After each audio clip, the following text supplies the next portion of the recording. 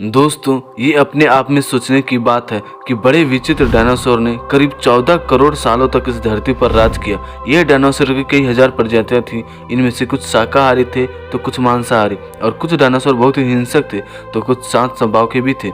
ये उस समय के सबसे सफल जीव थे, लेकिन फिर अचानक ऐसा क्या हुआ? वह कौन सी घटना थी जिसने इनका नामो निशान ही मिटा दिया? आज की वीडियो में हम यही जानने का प्रयास करेंगे। तो चलिए वीडियो को स्टार्ट करते हैं। दोस्तों, इसे जानने के लिए हमें करोड़ों साल पीछे जाना होगा और डायनासोर के उस अंतिम दिन को करीब से देखना होगा। तो आइए चलते हैं आज से 6 करोड़ 50 लाख साल पीछे। आज से लगभग 6.5 करोड़ साल पहले धरती पर मौसम सामान्य था। चारों ओर सूरज की रोशनी बिखरी हुई थी, लंबे लंबे पेड़ों से टकराती समुद्र की ठंडी हवाएं और चारों तरफ डायनासोर के चिल्लाने चिल्लाने की आवाज। जब ये सारी डायनासोर की प्रजातियां आराम से अपना जीवन बिता रहे थे, तब 10 करोड़ साल पहले इनकी किस्मत लिखी जा चुकी थी।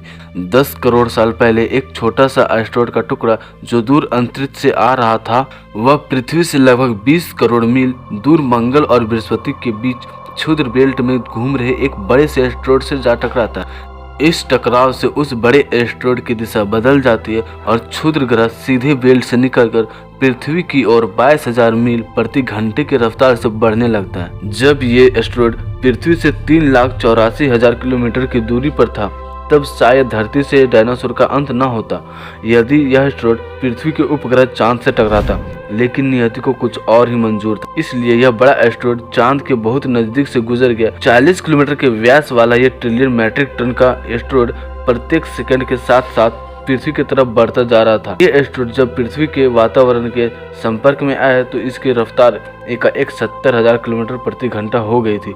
पृथ्वी के वायुमंडल में घुसते ही घर्षण की वजह से यह एक भयानक आग के गोले में बदल गया। ये इतनी रफ्तार से धरती की ओर बढ़ रहा था कि सिर्फ 4 मिनट में ही इसने अंटार्कटिक ओशियो को पार कर लिया। इसमें चमक इतनी अधिक थी कि पृथ्वी पर टकराने से पहले ही हजारों जीव आग के इस दहकते गोले को देख पूरी तरह अंधे हो गए थे।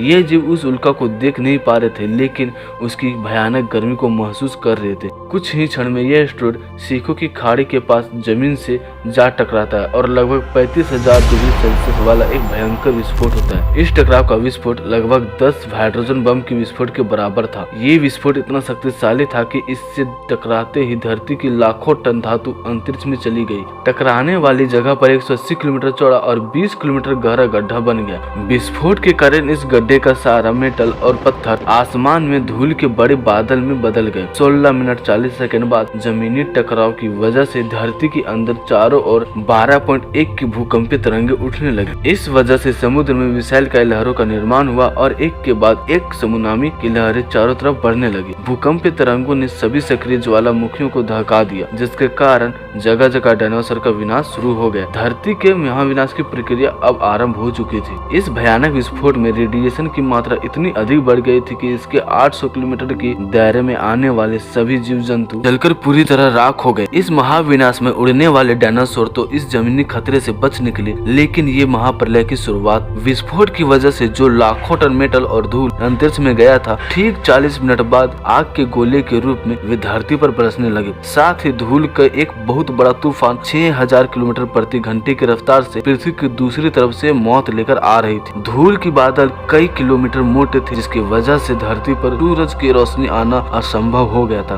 गर्म हवाओं का तापमान 100 डिग्री सेल्सियस से ज्यादा होने के कारण धरती पर सभी पेड़ पौधे की आबादी जलकर राख हो गई थी। विस्फोट के 90 मिनट बाद धरती का तापमान 200 डिग्री सेल्सियस तक बढ़ गया। इसकी वजह से जो डायनासोर विस्फोट की जगह से कोसों मील दूर थे, वे इस गर्मी से बच नहीं पाए। इस महाप्रलय से लगभग 90% प्रजाति धरती से खत्म हो गई थी और जो 10% जीव धरती पर बच गए थे, उनमें से सिर्फ वही जीव जिंदा रह सके जिनका वजन 30 किलोग्राम से कम था। इसका कारण ये था कि उस महाप्रलय में लाखों की संख्या में जो जीव मारे जा चुके थे और पेड़ पौधे की सारी आबादी जलकर राख हो गई थी, जिसके चलते यहाँ जो बड़े और विशालकाय जीव बच गए थे, उन्हें भरपूर मात्रा में खाना पीना ना मिल सका। लेकिन ये महाप्रलय किसी अन्य जीव के लिए फायदेमंद साबित होने वाला था। धरती पर डायनासोर का अंत एक छोटी प्रजाति के लिए सुनहरा अवसर लेकर आया और वह प्रजाति थी मेमल्स की। मेमल्स क्या थे, वे महाप्रलय में कैसे बच गए, ये मैं अपने नेक्स्ट वीडियो में बताऊंगा।